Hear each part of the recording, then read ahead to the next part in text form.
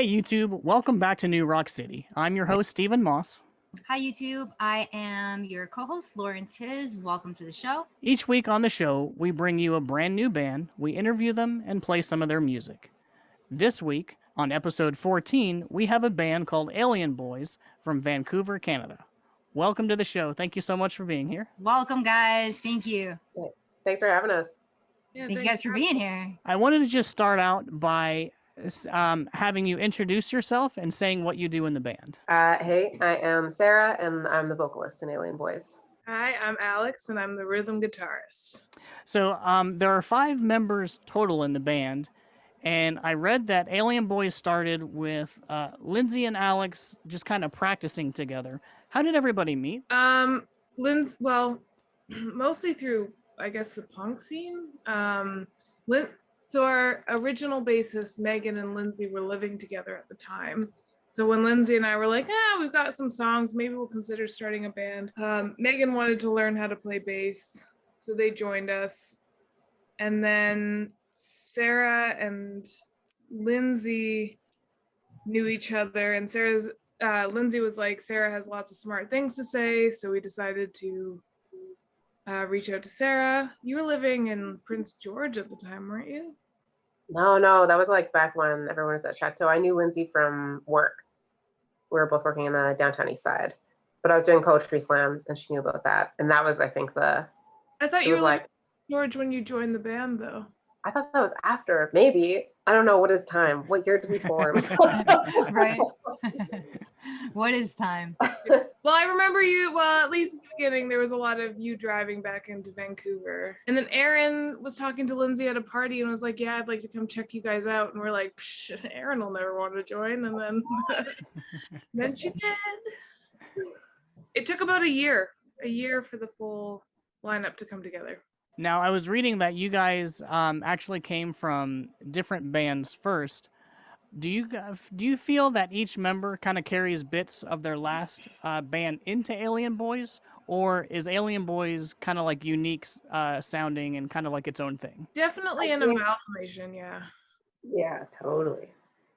I think it's like everything that Alien Boys is absolutely like the culmination of everyone's experiences from where they were coming from. I mean, Alex was bringing like a lot more like cool like pop vibes historically from the band that Alex was in. I don't know if you want to talk about that a little bit after, but sure. but then like really pumped it up, and there was lots of conversation in the jam room about like, you know, words like D-beat and like Motorhead, and trying to like come up with cool, like lots of really driving riffs and wanting to keep it really fun in that way too. And of course we were quite lucky. Lindsay's experience switched from what Lindsay traditionally had been doing in bands before, which Lindsay had been a vocalist previously, and now was our drummer, and that was great. And Aaron, of course, bringing like a lot of the Rebel Spell vibes and just kind of having a lot more knowledge. We were so lucky to have Aaron join us because Aaron has all of that knowledge of like, you know, previously being so engaged in the punk scene before, having a politically charged band, and sort of what that took to be DIY specifically as well, which kind of set the scene for the idea for what our band really wanted to be. But I think that Alien Boys really is its own unique thing, even though, of course, everyone's experience helped us be what we are now. So I read on your Facebook page that you played with the legendary Dead Boys, and I just wanted to ask if you can tell us what that was like. Alex is a good storyteller. Take it away, Alex. How much can I tell?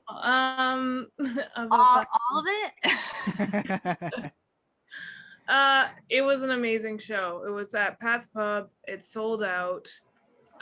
Cheetah Chrome was there, and so Lindsay and I at least Lindsay and I have a photo with Cheetah Chrome, which was really awesome. And yeah, it was something we jumped at doing for sure.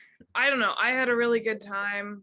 It's like, I personally find it kind of fun to jump into shows, especially with sort of more like bands with these big legacies, because it brings out a big different crowd. And I think, oh yeah, we were a bit surprising to them. I don't know. I got a lot of drinks bought for me. It was pretty fun. And we got a signed poster that's hanging in our jam space now. So Oh, nice. yeah, and it was a really great crowd. So those are those are the positives of that show. The Dead Boys were awesome. They were great. And the members were really cool and nice. Chatted to a bunch of them after. I don't know. I don't know what you were expecting, Sarah, but they definitely were better than I expected them to be. Totally. Yeah, 100%. And I think it's like what Alex is saying about it being a really fun show is that it's just, I think Dead Boys really brings out such a mix of people as well. Oh, Like not yeah. necessarily people who would be listening to us and not necessarily people who I think we would have expected to see in any other venue. So also Pat's Pub is one of my favorite local haunts in that it's kind of like, am I allowed to say it's like a sad dad bar, which I like love. You can totally say that. I worked there for a year. It's a Oh, sad cool. Yeah, That's really I worked day shift at Pat's Pub for a year, so fond feelings of that bar. Nothing wrong with a sad dad it's bar. Just a fun fact about Pat's Pub, because I worked there. We played in the same establishment that famed jazz beginner, like I don't know, he was one of the first famous jazz pianists, Jelly Roll Morton, lived and worked and played at Pat's Pub. So you know, Wow. Oh, that's pretty cool. So that place has some history. yes. Very interesting. Very cool. When I was looking up some past articles for this interview, one thing that really stuck out to me was that they all seem to almost hold Alien Boys to a standard based on your past bands. And to me, I'm like, on one hand, I mean, that's kind of flattering to know that everyone really appreciated your past work. But on the other hand, I'm like, I think that could get old pretty fast. So for you guys, where is that balance? How do you walk that line of trying to showcase Alien Boys while still being respectful to your previous work? Yeah, that's a pretty cool question. Thanks for looking into previous articles and stuff too. That's really awesome of you. I think that for us, it's kind of like a thing that comes with the territory. It to me feels a little bit like, especially for being an all AFAB group or a group of people who are like women and queers being in the band. It's we're always going to be held to us another standard, or someone are going to come along and say, oh, for being a 5-piece all female band, because we often will get judged on merits from other aspects of our lives. Just gives us this opportunity to sort of come up over top of those things and to really stand out as the band that we are, which is that we try and be, a cohesive, fun unit of folks who have a bunch of things to say and who want to put on a really good show. And the takeaway a lot of the time, I think, from people who will come up to like the merch table after, like leave messages on our Facebook wall is always like, wow, I really wasn't expecting that. And that was awesome. And I had a lot of fun. And for us, it's like, we want to be, I think it's pretty hard to escape those kinds of things. Like sometimes punk does that, right? Where it puts you into previous categories. You can kind of get stuck in certain ruts or have expectations from other folks. But the whole part of punk for me anyway, at least, is to like try and cut above those things and to be able to stand out in that capacity and to like shape the way that people perceive that kind of genre or who we are. I think that too, with again, Aaron from like the Rebel Spell, for example, we benefit a lot from the folks who are so wonderful, because that was a very, very beloved band. And of course, Todd, the singer, is passed away now. So we get to, I think, feel a bit of privilege from having Aaron as part of our band and having that legacy come before us, because we gain a lot of fans and a lot of people who were very kind to that band, whether we're on tour or things like that. There's always people who are willing to help out. So it's like that family kind of feeling as well. So I don't necessarily think that it's something that's keeping us back, but something that helps us as well. Very cool. I would say Aaron and Lindsay, like Lindsay with the Living Deadbeats toured Canada a bunch. Aaron toured Canada a bunch. But definitely the Rebel Spell is the biggest shadow, but it's also been a huge boost and a huge help. It's often very fun. touring with, like, I don't know. Turns out Erin's a huge celebrity in Kitchener-Waterloo. Like a whole group of people were like on their knees, like bowing to her while she was soloing one night. The Wayne's World thing. I read that in one of your shows they were doing the "We're Not Worthy." Yeah, that was probably that must have been Kitchener-Waterloo, because I remember just thinking, this is awesome. That's cool. Yeah, I wouldn't say it's ever like a bummer. It's always fun. That's You good to think hear. funny little cute things like that happen that you're like, oh yeah, you're punk rock famous, Erin. The way I came to hear about you guys was pretty interesting. So back on our show on episode 6, we had a band on the show called Media Slaves, and they're from Vancouver, Canada as well. And the lead singer Johnny has a segment on his TikTok, and it's called Underground Canadian Punk Bands. And what he does is he plays a little snippet of the song of bands that he just feels are awesome and that people should know about. And he played a little bit of the song Bender.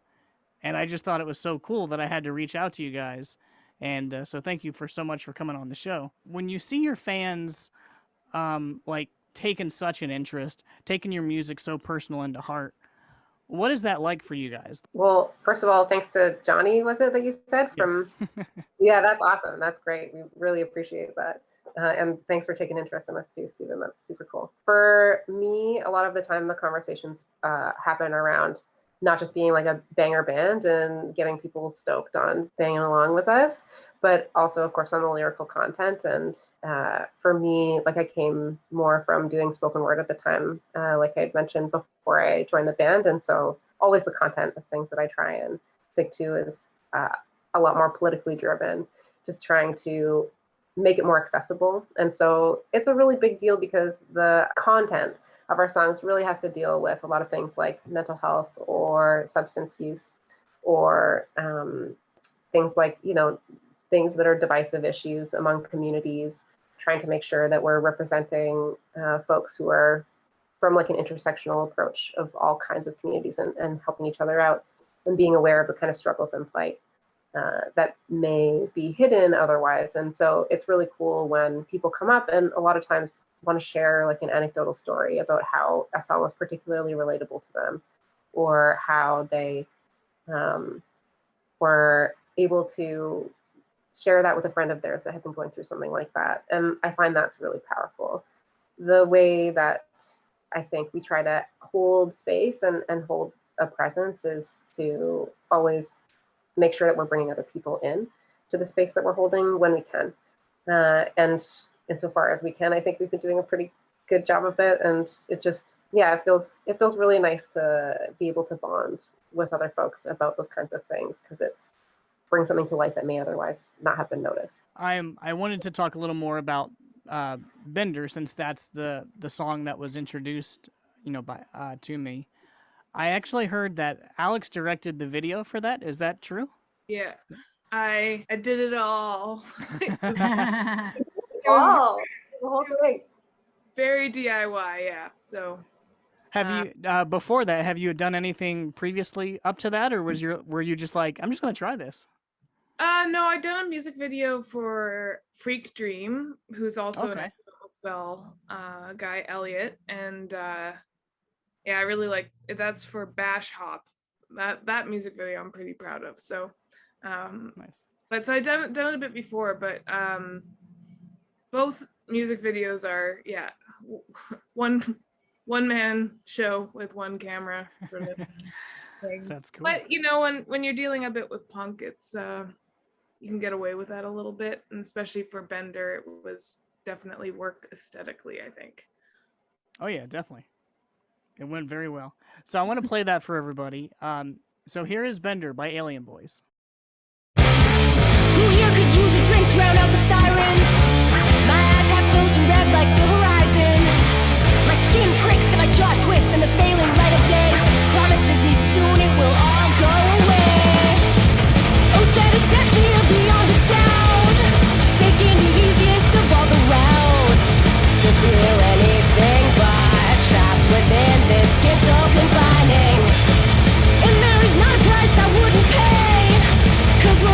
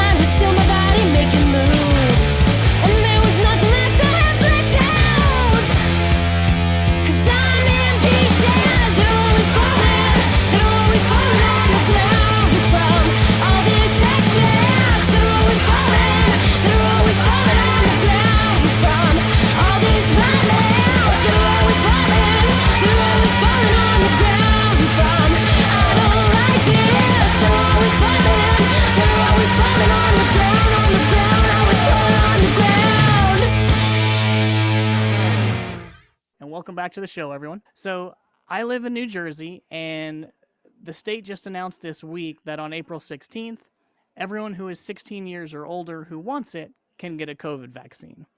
And that being the case, venues are now opening up. They're starting to book bands. Things are kind of getting somewhat back to normal. What is it like for Canada? Do you have shows on the horizon, or what is that like for you? No. My father, who's in his 70s, is about to get a shot, and that's about where we're at. So we're doing age stuff. So yeah, and they're saying we're in the third wave. So yeah, things aren't looking super bright. Okay. So as far as Yeah. any kind of shows, they don't even have any kind of date, or they're not even to that point yet. No, they just shut down indoor dining. So Oh, Oh, no. wow. Really? Oh. yeah. Jeez. It's tough times Yeah, no for doubt. everybody. It's really tough. And it's like, I think there are bands who are booking shows for the fall. I think being hopeful Yeah. because the premise for what we've been told here is that, you know, by the fall, like around September, everyone should have a shot who wants one. Yeah.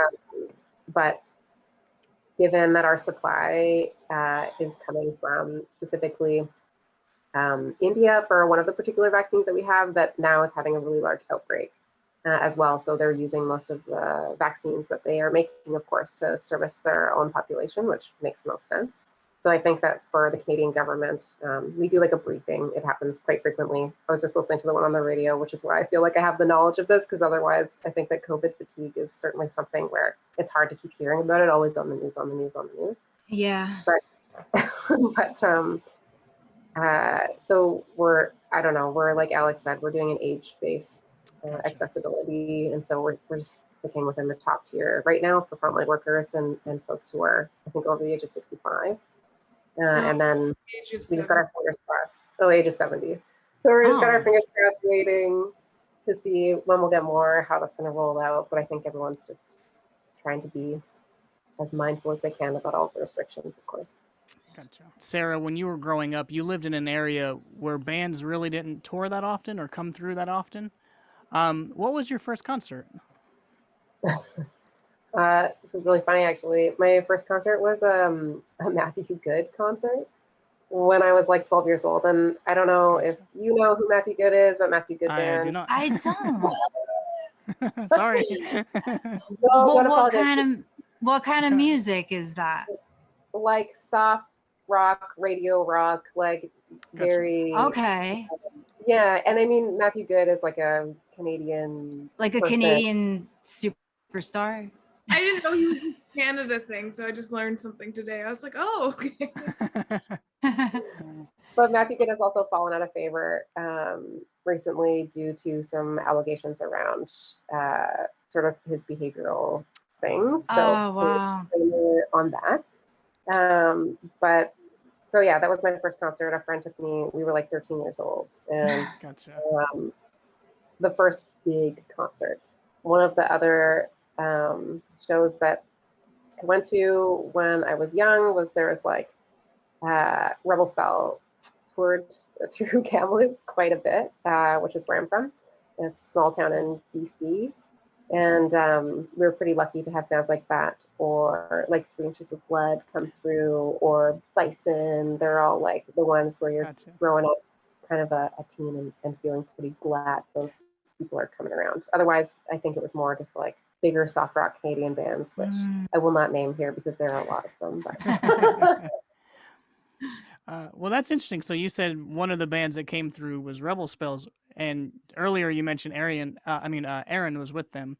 Was she with the band when they came through? Is that kind of how you guys got to know each other?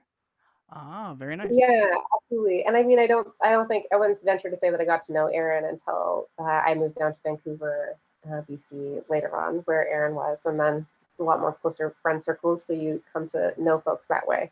But certainly how I identified who Erin was in the beginning. Yeah. Nice. Well, Alex, what about yourself? What was your first concert? Oh, I don't know. I went to the symphony and the opera. I'm really into opera. Oh, cool. Oh, that's cool. My first big was my mom got us tickets to Nelly Furtado. Oh, I remember her. So I saw, yeah, that was during the Man Eater tour, so that was pretty fun. Okay. Yeah, and then I didn't really start getting into punk until I was actually living in Kamloops at the time, going to house shows at this little punk house called the Little Big House. I didn't start doing that till I was about 22, so I was a bit late to it. So, Gotcha. and I didn't start playing guitar till I was 21. So if anyone's listening and Yep. like, oh, I'm too old for it, I just started playing acoustic guitar maybe like a year ago, and I'm 40, so yeah. never too late. No, never, ever, ever too late. I played acoustic for several years, and I didn't start playing in punk bands until I was about 24, I think. Well, my next question is probably off because I was going to assume that since, Sarah, you lived in an area where bands didn't come by often, that when you did go to those shows, that they would have kind of had an influence on you wanting to be a musician. Is that true? Or when did you start wanting to become a musician? Yeah, I mean, I feel pretty lucky in that I grew up in a musical family. Cool. And so Oh, nice. I had access to guitars and was playing guitar by the time I was like 12, 13, trying to learn. I didn't really venture out beyond that, but I also was a little bit interested in like musical theater. And so I got the opportunity through some family friends to sing opera as well. So I grew up sort of learning a little bit of theory in that capacity and playing piano. And I think the germ has always been there. It's just trying to, uh, find the time, find the right group of people, find the momentum, and Gotcha. really get something that has stuck. So, Alex, you had mentioned you were playing guitar in your 20s. So you had that's already into your working years. At what point did you say, you know what, I want to start focusing more into music? Oh, well, I'd always had been really obsessed with music. I was a singer and in choirs all throughout when I was like growing up. So, but it wasn't until I guess for me starting to play guitar was really like taking control of my own musicianship, my own musical destiny. Gotcha. It was a lot like, up until that point I'd only ever sung, so it was just, it allowed me to explore a different side of things, and it was a lot of like-minded people doing cool things. There's a lot of women in Kamloops, and then in Vancouver a lot of women, and so it was a lot less of an intimidating thing to it'd been really intimidating when I was younger to try to do it, but then as I got older I was just like, no, I'd always wanted to play guitar, so Nice. now I've got lots of guitars. One thing I found that was very interesting about your band is on a couple of occasions you guys mentioned that you guys have a love for all ages shows. And so that got me curious about how are the younger generation and the Gen Zs of Canada, how are they taken to the punk scene? What's that like? I mean, I think we like love all ages shows because like we were kids and we knew that there wasn't a lot of access to spaces that had shows that we would even be interested in or that would want to influence us, so had the potential to influence us later.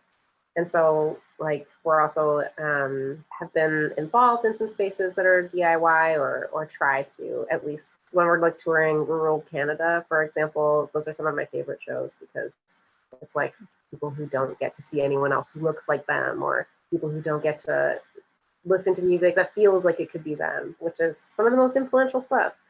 But I think that it's just like genres of music don't necessarily have an age limit. It really just gives an opportunity for us to come together as a community. And I think that that's the thing that all ages shows foster the most, especially when it comes to punk and especially when it comes to DIY scenes, is that we get to see our friends who have kids bringing their kids to shows, and then those kids being influenced, or kids from the neighborhood. A lot of the venues that we play in are located in Vancouver's downtown east side. And so trying to keep the shows accessible as well to folks who are living within that community who can often be like homeless, for example, which is why we love like a pay what you can scale. So that way anyone who wants to come see a show can come see a show and there's no monetary barrier. But I think like a lot of, there's some like really cool bands who are full of younger folk too. Like for example, up in the valley, which is not that far away from Vancouver, some of our favorite bands had really youthful folks in it. And so like Nick Fit, for example, is a great band that we play a lot of shows with when we can because they're like young and eager and awesome and have really cool things to say. And it just makes us feel like, it makes us old folks feel alive again. They're all in their 20s now. Yeah, they're all in their 20s now, totally. Yeah, they're not as young as they were when we got started. Playing for younger audiences is really, really fun. Also, because like no one dances like a 3-year-old. I'll never forget we did a show in like at a like punk rock laundromat in Columbus, Ohio, to nobody except like this couple and their 3-year-old. But it was so much fun because the 3-year-old just was losing their mind, having a good time. So also, That's awesome. It was a very cool venue. So we played a set while people were cleaning their laundry. I wanted to just call out some awesome punk front women and just ask who was the most influential to you, the most positive influence to you. Just gonna call them out. So Joan Jett or Brody Daly? Nice. I would say definitely both. Like I would be lying if I didn't say I had a huge crush on Joan Jett, but also had a picture of Brody Me Daly on too. the wall. I still have a crush on Joan Jett, but they're both awesome. That's a tough one. I'll give you that. That's a tough one. How about Amy from Amel and the Sniffers or Wendy O. Williams of the Plasmatics? That's a tough one. You got to answer. I mean, for me, I think Wendy O is just like so tough. Like I can't, I'll never be that tough ever in my Right? entire life. Yeah, Alex, I don't know. Do you feel any differently? Well, I guess it's just like, I would say Joan Jett first off, because I just, Okay.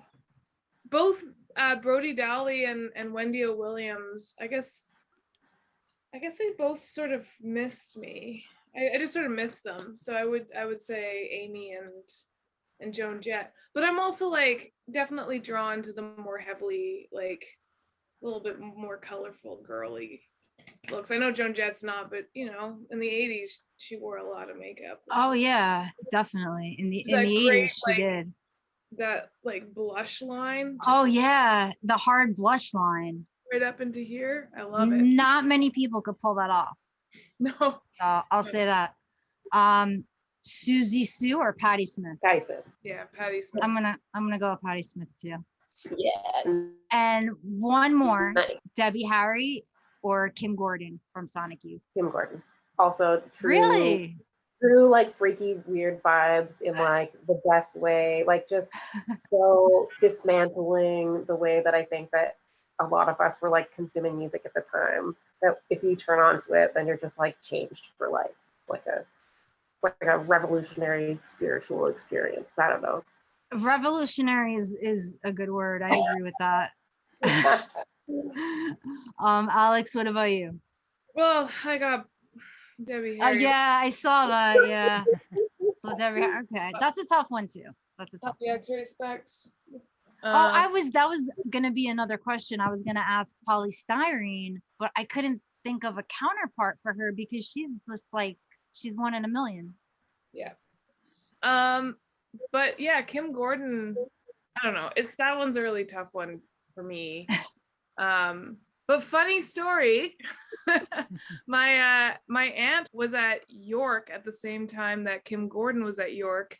We were looking through she's passed on now, but we were looking through photos and like found photos of like one of Kim Gordon's very, very early bands in her stuff. So I have really. Yeah, we have some photos of her dressed in a trash bag for some art show. Oh, wow. That's awesome. I have a fun fact that I don't even think Steven knows. Sonic Youth played at a recording studio in Hoboken, New Jersey. Did not know Nice. that. Yes, fun fact. Actually, I didn't know there was a recording studio in Hoboken. Yeah, yeah. Wow. I don't know if they're still there. I mean, this is probably early 90s, so they're probably gone now, but interesting cool. nonetheless. Well, I wanted to play one more song from you guys. I want to play Gentrification. Can you tell us about that song? Yeah, for sure. That song is like, it's one of my favorites to play with the Oh, nice. band. Like, it's so much fun. And I feel like we have just had so many incarnations of it that somehow it just gets better and better every time we play it. That song was influenced by, there's a safe injection site in Vancouver in the downtown east side. And across from it, was some buildings that got torn down, but of course, big old condos got put up. Or apartment complexes, whatever, one of those like super mega tower looking things, very new and daunting on the block. And it was kind of this, not the start of, but certainly a lot of that like NIMBYism, where people who were buying into living in a place like that were like, well, we want to not have to see those folks who are using the site. We don't want to see the folks who are homeless. We don't want to see the folks who are using drugs. And literally the downtown east side is like 5-6 blocks. That is a strip that's been solely dedicated to providing services for folks in that community. The history goes way, way, way back. And I would love to talk about it, but I won't because I will talk forever. But that area of town essentially has been for folks who are like working class or lower, who are the most marginalized. And so when we see the decimation, essentially, because Vancouver's real estate market really has been exploding, and so it's this like speculative investment that happens that we see, where of course the poorer neighborhoods get bought up and bought up and bought up, and then bigger condos. There's a housing crisis here. It's hard for anyone to find housing, never mind folks who are relying on government help to have housing, or who don't have a lot of money to find a place to live. So for us, like, to see those condos being built and the kinds of things that we hear, the messaging that we hear from those communities, talking about the people that a lot of us work in that field as well. A lot of our friend circle, a lot of the punk circle here have some experience in working frontline. So it's something that's really close to all of us. And how we don't like that kind of disrespect. So for us, that song was really talking about how gross it is to see people who don't want to look at that particular group of people, and how we're just gonna like tell them to. They don't want to see it. They want to like sweep it under the rug, unfortunately, you know. Exactly. Well, yeah. The reason why I picked that song is it's a good song, but also because it's a message that resonates anywhere. Like, we live about 10 miles from New York City, and one thing that is going on in New York City is that these big corporations are buying apartment buildings and apartments and just sitting on them, leaving them empty, just so they can screw with the market and raise up demand and raise rent prices to kick people out. So New York City, at the last time I looked up the numbers, had about 13,000 empty apartments right now.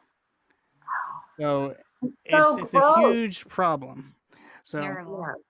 so it's a message that resonates not just in Vancouver, not just in New York City, but this is like a universal problem. So that's why I wanted to play it. So here is Gentrification by Alien Boys.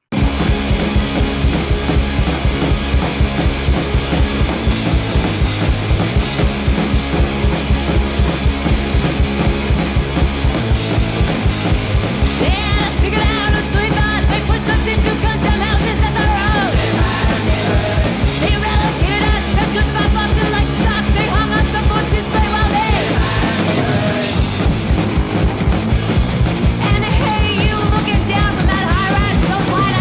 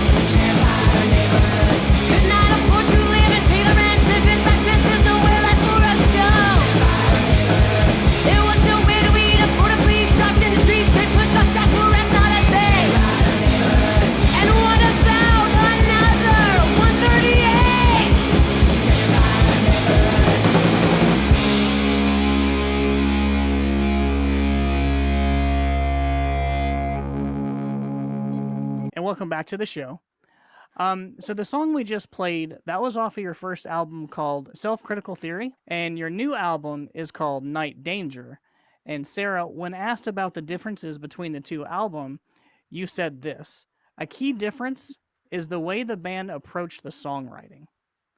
But you didn't elaborate, so I was just kind of curious, what were some of the differences of the songwriting between the two? What did you mean by that? Yeah, I mean, in the beginning with Self-Critical Theory, we were like coming together, newly formed, having a lot of fun. Alex, I think, had written 2 or 3 of the songs maybe already. Gentrification was the first song that we ever wrote, so that was with Lindsay. Oh, wow.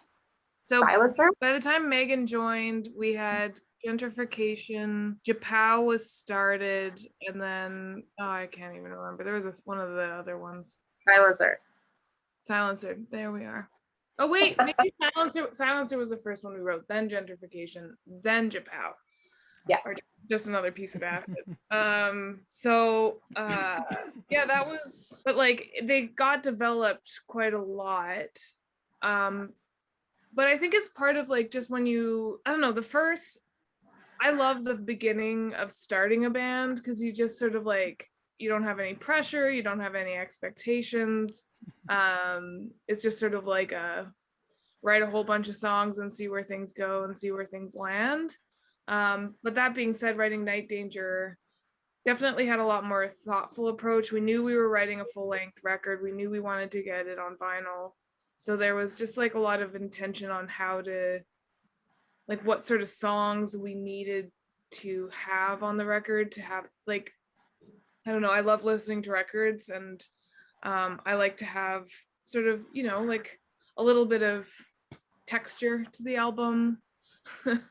So that was definitely part of the conversation while writing it, was like, you know, as presenting riffs, right? Like, does this work? Is this sort of what we're going for? You know, plenty of riffs got scrapped on the way. Squeaked some in there, but Yeah, and I think that when we were thinking about writing Night Danger, I mean, we had quite a few of the songs written before it really came to being necessarily. We're like, okay, sweet, we're going to definitely do the full length. But we wanted to think about and get some feedback from people who were watching us. And so I think that a lot of Night Danger was also based around the song Anthem, for example. That was like, people loved that song. It got everyone really jazzed up, and it's like one of the hardest ones to sing for me. So I'm always like, no, why do we have to put Anthem on the set list? But it's a great song, and it's such a banger. Or just another piece of acid, or Gentrification. And so like, I think that when I was saying that, it's like we really tried to base it around those, and what made those songs really click, and how can we improve upon that, and what are the things that are going to keep it driving forward and keep a whole record just like driving forward in a mad dash if we can. And so it was a lot more of us coming together in the jam room and just being like, yeah, like Alex said, does this work? Does this sound like it needs to be revamped? Does this need to be trashed? And it made us grow a lot as a band, for sure. That's cool. Well, just to piggyback on that, in that same article, Sarah, you also mentioned Aaron's contributions to the songwriting certainly influences the direction that we've gone in. What is the direction that the band was aiming for? Where can your fans expect to see you guys keep going? Whew, that's a big question. I mean, I think that we are hoping, once like COVID really gets gone, that when we're keeping in mind trying to get back at it actively as full force as we can, that we want to be keeping that kind of a momentum. And some of the songs that we had written before COVID, or had been playing around with right at the beginning of COVID anyway, are a little bit more not of the same, but like, we're trying to see how we can like take those kinds of like fast rock, hard hitting, like feeling punk, feeling amped up, and add a little bit more to them, more layers, more depth, whether that's like more solos on guitar, or whether that's, we also had a change in our membership as well, that Megan was our bass player and is no longer with the band, but we have Ivana now playing bass for us. So that'll be a cool addition to see how it shapes up as well. Ivana was in a band called Blunt. that we loved and played with quite frequently until they disbanded as well. But so we would love to do another full length, I think. I don't want to speak for the whole band, but we've talked about that, Alex. And if Alex has anything else to say on that subject. Well, Erin's been a huge contributor. As she, brings a wealth of knowledge and a ton of skill. And like I also think that while we have a lot of overlapping interests with guitar, there's like quite a bit of different influences for the two of us. So we're able to bring a lot. Like I don't know how much of the secret sauce I want to give up there. Like there's a certain dynamic, especially like in fine-tuning guitar stuff, where it's I was not a very good guitarist when we started, and I still have some gaps where it ends up just like, whoosh, like again. But no, it's always in a very it's a very friendly way. But Erin's taught me a lot about how to play guitar, how to get better at it. She's been an amazing mentor to me. But then like there's one thing that's been great in the band is that there's always been a lot of respect for everyone's contributions. So it's very collaborative in all aspects of the band. So like when it's like every song is definitely touched by every single member of the band. And everyone has a say and works on it together. So it's, but Erin brings that like wicked guitar tone, like that amazing guitar tone, those incredible solos, and just so much experience and a wealth of knowledge. So yeah, I wouldn't be the player I am today without Erin. So That's awesome. I'm just speaking for myself there, but yeah, Erin whipped me into shape. Well, we're glad she did. I'm going to play one more song from you guys. What can you tell us about the song Night Danger? The name we came up with on tour. Oh, really? That's cool. Yeah, driving through Northern Ontario, there's a lot of like night danger signs for like moose and deer on the road. So it's like night danger, then a picture of a moose and deer. So we're like, that would be a great idea. I'll tell the funny, easy part of the story, and then Claire can talk about the actual content of the song. But yeah, it was driving down the road, and there's all these we got some photos taken with night danger signs, and Oh, cool. yeah, so that sort of like stayed with us, because there's a lot more layers than just moose that can be taken with that phrase, which Sarah can elaborate on. I love that so much. I love that we have that. It's so Canadian. Like it's just like Canadiana through and through. To be like, yeah, we named it after a moose, but actually, so one of the bands that we is the Gits, and so like I love that Seattle grunge scene so much, and I love the Gits so much. And Mia Zapata is like a huge influence for me as well, because Mia Zapata is like another vocalist who really does a lot of crazy stuff in this like kind of like punk avant-garde jazz way that is just a huge influence on me as a tiny baby rocker and now still as an adult medium rocker. And so Night Danger itself was kind of about and influenced by a little bit of Mia Zapata's story. And so with the Gits, there's a song called Second Skin. That's like a really big song. And the lyrical line, if you listen to them, follows the same lyrical line as it does in Second Skin, just for the first two bars. And that's like kind of a shout out to an homage, for example, of like how much respect and how much influence has been set there by our predecessors. Mia Zapata is also dead. She was murdered and strangled horrifically. It's a really violent story. I won't talk about it here, but for those who want to research about it, certainly can. And so with her tragic, horrific death, really the song is about how when that kind of level of violence happens to women, there's nothing that you can do about it. It's a really horrible thing to have happen. But for those who still want to hear her, they can. And as a really big, powerful, strong figure, it's like this person tried to take away all of her power and tried to take her away. But she left this legacy of being an absolute powerhouse. And so it's talking about how we need to make sure that our voices stand in for those who can't speak anymore, and to make sure that we're never forgetting those kinds of acts of violence that are happening to people, women, marginalized communities, always around the world, constantly. So that's a little bit behind that song. All right, well, thank you. So we'll play that. So here is Night Danger by Alien Boys.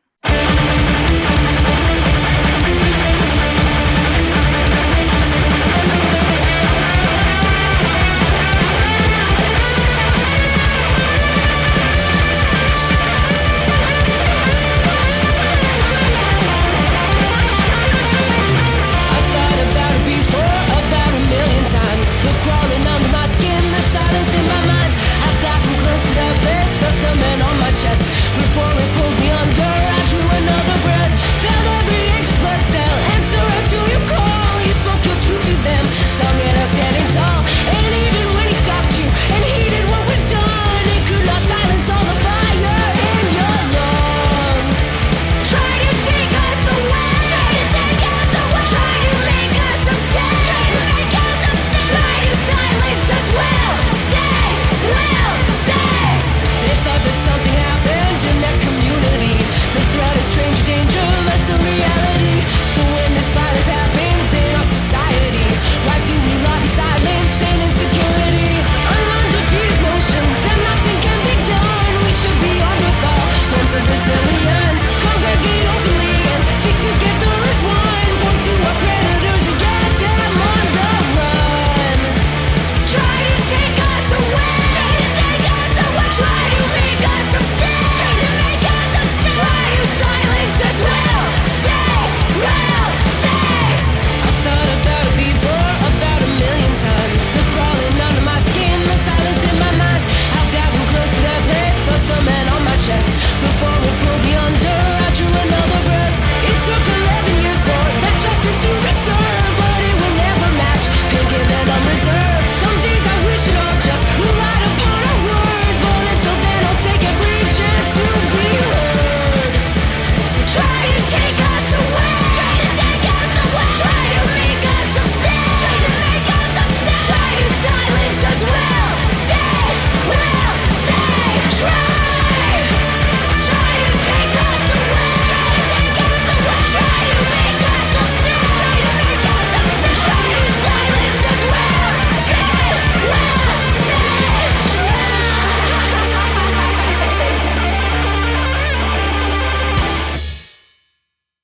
Welcome back to the show, guys. One article I was reading, one thing that caught my attention was the band was asked, what's your favorite place to play? And Lindsay, Megan, and Alex all said Ottawa. And I've never been to Ottawa, so I was just curious, what makes playing in Ottawa so unique and different from other places that you've played? Okay, well, we've never played Ottawa on a quote unquote good night. We've played Ottawa twice on a Sunday and a Wednesday. Oh, So, like, I think it's because both times we rolled in thinking, like, well, it's not going to be great. We played the funeral home, which is a house, which also is like, I don't know, house shows historically always usually fun. Like, 90% of the time a house show is like a crazy good time. Usually not that well paying. Ottawa, like, treated us so well. They just like, it's like cool. a Sunday and a Wednesday, and they came out in full force, partied, actually contributed to the tour fund bucket, bought merch. The bands are always great. Everyone's really nice. I don't know. Like, it was just like such a fun, each time has been just so fun and friendly. So yeah, that's why Ottawa is tip top for me. It was also just like they showed up on nights when it's like you don't even expect anyone to show up, and they just like came out full force, full love. Great bands. Is it Siggy and the Darts that we played with last? Yeah, totally. They were like, shout out to those guys. Really fun rock and roll. I don't know. How do you feel about Ottawa, Sarah? Yeah, I mean, exactly what Alex said. Ottawa has always been the absolute kindest to us. and we just like love and appreciate them so much. We would play there every time. We've been treated really well in other It places. feels there's a lot of that like community vibe. Yeah, we do definitely. I like just there's a special kind of magic I think where that follows us everywhere that we go. I feel like we're like very charmed in that way. We're really lucky in that we just get great reception, and I think that it has a lot to do with just the kind of community that we want to foster. It like keeps coming back to that word, but it's so true, right? It's like, why does anybody get into this? So that you can have like colleagues or comrades or friends or like people that you're meeting all over the world that share this like one particular thing with you. And so when we find that kind of a spirit, that's like where it's just the coolest. Very nice. Well, I'm going to play one last song. I wanted to play Whose Body. What can you tell us about that song? Yeah, Whose Body was really trying to touch on the high levels of violence that were around folks who are queer, especially because there had been a lot of like gun violence recently around nightclubs, for example, at Pulse. That had just happened when I was writing the lyrics for that song, and just sort of seeing like and experiencing myself, and I live a pretty privileged life. The kinds of glances that you'll receive, the kinds of hate that you'll receive, the kinds of ways that people will look at you or judge you depending on where you're located, especially if you're living in a community that may be more rural or more right-leaning in its views, or add anything here really. And so Whose Bodies is just kind of like a testament to talking about how, again, with this particular community, there is a lot of violence that is enacted, whether that's structural violence or whether that's actual physical violence. I mean, it doesn't really matter. All of it tries to make people feel vulnerable. And so it's trying to be talking to those acts, and how, again, there's just ways that we can stand out, and how it takes people who are really brave to be able to stand out and stand up and come out in a lot of places when it comes to just being who you are and who you love. Awesome. So this is Whose Body by Alien Boys.